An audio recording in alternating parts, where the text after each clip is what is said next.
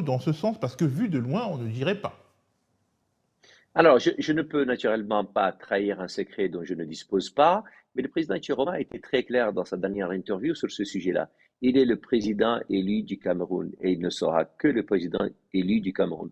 Toute discussion qui va à l'encontre de la volonté et de la souveraineté du peuple camerounais n'est pas négociable pour lui. Et donc, s'il s'agit de négocier, c'est un homme d'ouverture, de dialogue, et il est toujours prêt à négocier. S'il s'agit de capituler et de considérer que l'élection qui lui a été confisquée doit continuer à être confisquée, ne comptez pas sur lui pour négocier ce genre de situation.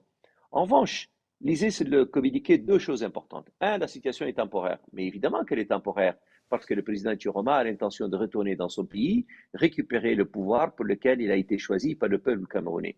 Et puis, la deuxième chose importante dans le communiqué, c'est sa sécurité. Celle-ci n'était ni garantie ni assurée au Cameroun et il était normal qu'il trouve une terre africaine qui soit en mesure de lui garantir sa sécurité, ce que les Gambiens et tout le continent africain devrait leur en être reconnaissants, sont en train de lui assurer. Il ne lui assure ni un caractère subversif contre personne, ni une volonté, quelle qu'elle soit, de déstabiliser un pays dont il n'a pas l'intention du tout de déstabiliser.